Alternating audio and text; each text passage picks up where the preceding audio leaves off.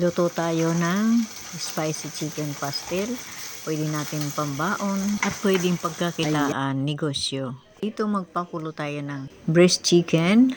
Yan, nilagyan ko na ng mga spices at yan, iluluto natin sa loob ng 20 minutes din. At atin munang palamigin. At pag malamig na, pwede na natin himay-himayin. At set aside lang natin yung sabaw at magagamit natin yan. Dito, nagpainit na ako ng aking kawali at naglagay na ako ng mantika dahil mainit na. At magsisimula na tayong maggisa-gisa.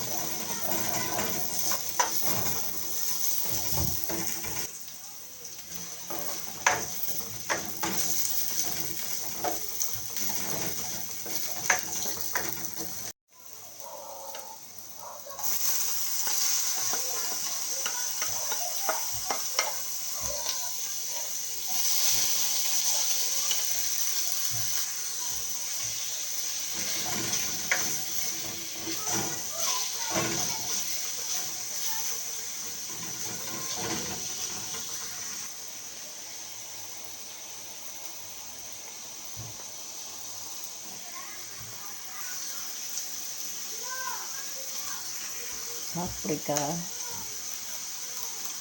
ting paminta,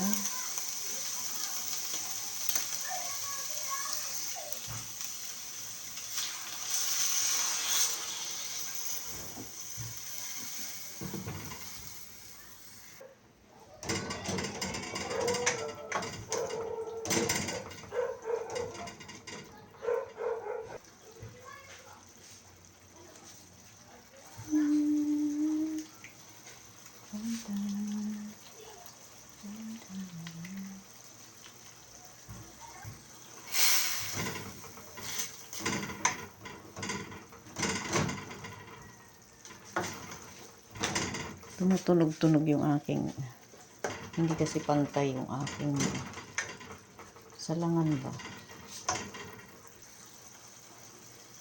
Just a little bit. Yan.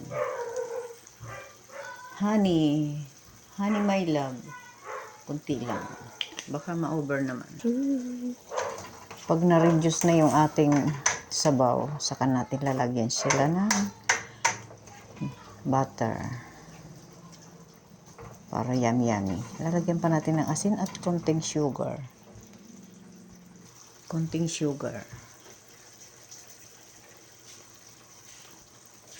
At lalagay na natin yung ating sili. Ayan.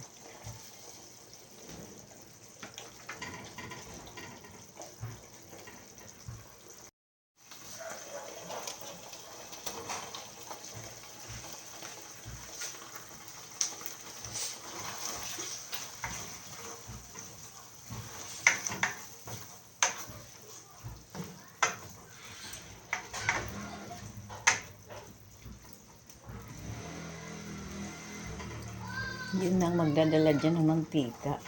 O diba? May mantika na habang nilalagay mo sa kanin. Ay, naku, napakasarap. Yan. Yan na guys. Ang yummy na. Ayan.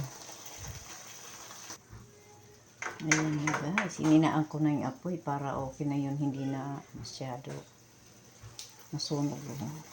Para hindi masyado matuyo. Masarap yung medyo may mamantika-mantika.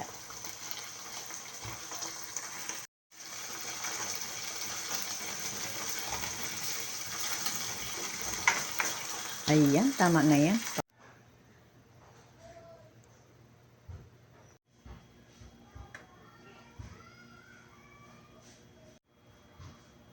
Sorry, walang pipino.